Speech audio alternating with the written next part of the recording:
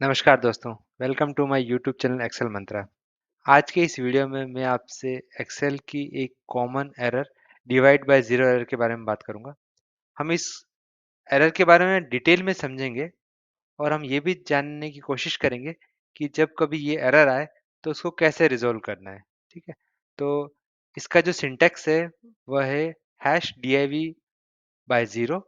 तो जब भी आप ये सिंटैक्स देखें तो इसका मतलब समझ जाइए कि ये एक डिवाइड बाय ज़ीरो एरर है। इसको हम कुछ एग्जाम्पल से समझते हैं। पहले एग्जाम्पल में दो नंबर है ए और बी। पहला नंबर ए 8 है और दूसरा नंबर बी 0 है। अगर मैं ए डिवाइडेड बाय बी यानी कि 8 में 0 को डिवाइड करता हूं तो यहाँ पर आप देखेंगे कि ये डिवाइड बाय ज़ीरो एरर दे रहा है। क्यों? क्योंकि मैथमेटिकली किसी नंबर में 0 का डिवाइड करना डिफाइंड नहीं है, इसीलिए एक्सेल शीट आपको ये एरर देता है। तो जब भी आप इस तरह की एरर देखें तो आप उसमें ढूंढिए कि आपने कहाँ गलती की है। तो सपोज करो आपको पता चला कि ये जीरो मैंने गलत एंटर कर दिया है, तो आप यहाँ पर सही नंबर एंटर कर दीजिए, तो आपका ये एरर चला जाता है। अब हम इसी को एक दूसरे एग्जाम्पल से समझते हैं। यहाँ पर आप देखेंगे कि अगेन मैंने ए डिवाइडेड बाय बी किया है, बट बी में कोई नंबर नहीं दिया है।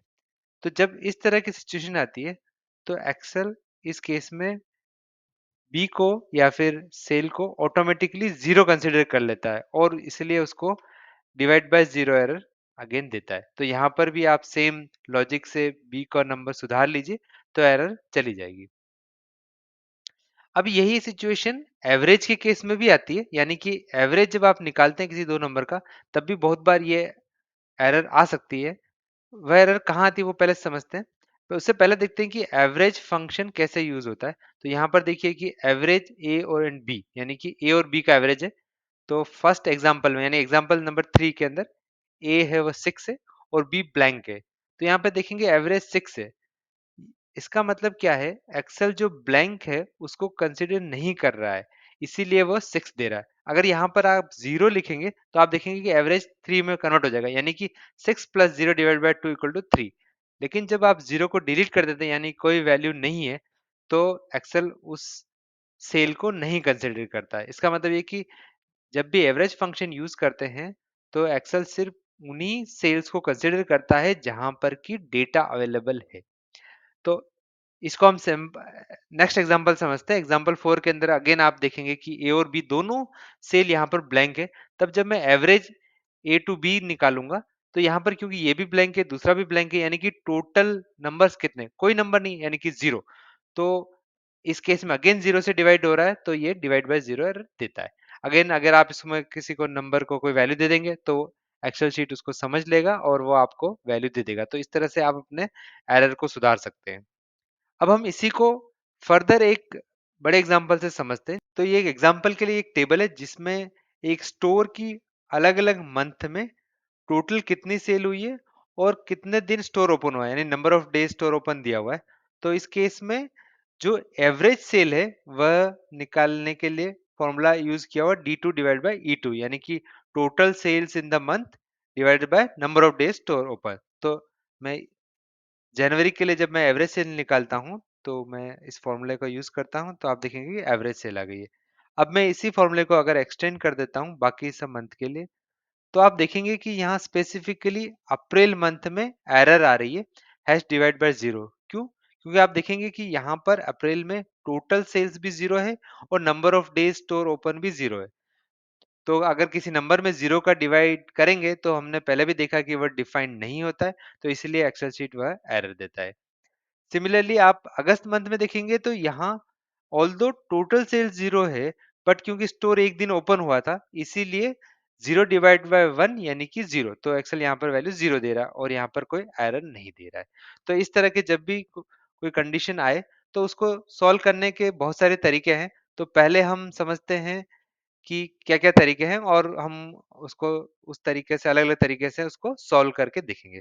तो मैं अगेन ऑप्शन टू के अंदर मैं अगेन सेम फॉर्मूला यूज करता हूँ और उसको एक्सटेंड करता हूँ। तो अब एक तरीका तो ये है कि जहां पर भी ये एरर आ रही है मैं उस सेल को डिलीट कर दूं ताकि मैं इसको अच्छे से देख पाऊं। तो उसके लिए क्या है, मैं सारे सेल को सेलेक्ट करूंगा कंट्रोल शिफ्ट डाउन एरो से, और जहाँ तक मुझे डेटा रिक्वायर्ड है वहाँ तक मैं इसको लेता हूँ। देन मैं कंट्रोल जी प्रेस करता हूँ। इसके बाद स्पेशल पे जाइए। जब स्पेशल पे जाएँगे तो वहाँ फ़ॉर्मूलाज़ में जाइए और वहाँ पर एरर्स, सिर्फ़ एरर्स आप सेलेक्ट कीजिए और ओके कीजिए। तो वो सारे सेल्स हाइलाइट होंगे जहाँ पर एरर है। तो यहाँ पे देखेंगे सिर्फ़ एक ही सेल है जहाँ पर एरर है, तो आप उसको डिलीट कर सकते हैं। तो इस तरह से आपका एक्सेल शीट ये देखने में अच्छा लगेगा और आपको पता चल जाएगा कि यहाँ पर कोई डेटा नहीं। अब हम एक दूसरे ऑप्शंस की बात करते हैं।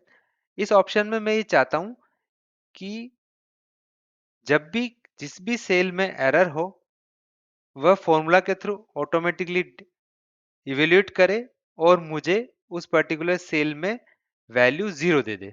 इसके लिए आप एक्सेल शीट के एक फंक्शन इफ एरर का यूज़ कीजिए। आप इफ एरर टाइप कीजिए। इफ एरर का सिंटैक्स ऐसा है कि पहले आप इसको बताइए कि अगर एरर नहीं है तो क्या वैल्यू रिटर्न करना चाहते हैं। तो इस केस में आप total sales in the month को नंबर ऑफ डेज ओपन से डिवाइड कर देंगे। इसके बाद कोमा प्रेस कीजिए। अब आप बताइए कि अगर ये एरर में रिजल्ट करता है तो आप क्या चाहते हैं। तो आप सपोज करो आप इसको ब्लैंक दे दीजिए। तो जैसे ही आपने ब्लैंक दे दिया और एंटर कर दीजिए। अब इस फॉर्मूला को एक्सटेंड कीजिए। तो आप देखेंगे कि जहां पर भी ये एरर में रिजल्ट कर रहा है वहां पर ब्लैंक दे दिया। राइट। तो इससे क्या होगा, इस फॉर्मूले का फायदा ये है कि बाद में सपोज करो आपको कोई डेटा करेक्ट करना है, तो आप उस डेटा को जैसे ही करेक्ट करेंगे सिस्टम ऑटोमेटिकली रिकॉग्नाइज करके उसको समझ लेगा। लेकिन अब आप ऑप्शन टू के अंदर देखेंगे तो यहाँ पर again hash divide by zero, यानी कि डिवाइड बाय जीरो एरर में कन्वर्ट हो गया है। लेकिन क्योंकि यहाँ पर मैंने ऑटोमेटिकली फॉर्मूला दिया हुआ है, एक्सेल फंक्शन का यूज किया है, तो यहाँ पर ये ये डिवाइड बाय ज़ीरो एरर नहीं दे रहा है, राइट? तो मैं दोबारा कंट्रोल ज़ेड करके इसको पहले जैसी वैल्यू कर देता हूँ। चौथा ऑप्शन है कि यार मुझे लगता है कि यहाँ पे मुझे जब ब्लैंक सेल की जगह अगर मुझे कोई दे दे कि यार उस मंथ में स्टोर ओपन ही नहीं हुआ, यानी कि स्टोर क्लोज्ड, मुझे एक एज़ अ रिमार्क्स चाहिए, ताकि मैं उसको इज़िली जब भी मैं उस टेबल को देखूँ तो मैं इज़िली इवैल्यूएट कर पाऊँ। ओके, तो अब ऑप्शन 4 में मैं पहले की तरह ही अगेन इफ एरर फंक्शन का यूज़ करता हूँ और कॉलम सी में कॉलम डी को डिवाइड करता हूँ, अगेन कॉमा देता हूँ, लेकिन इस बार मैं लिखता हूँ स्टोर क्लोज। तो यानी कि जब भी इस तरह के एरर है, यानी कि किसी भी ऐसे महीने जहां पर कि स्टोर एक भी दिन ओपन नहीं हुआ, तो मुझे स्टोर क्लोज का मैसेज दे, ताकि मैं इजीली उसको रिकॉग्नाइज कर पाऊँ।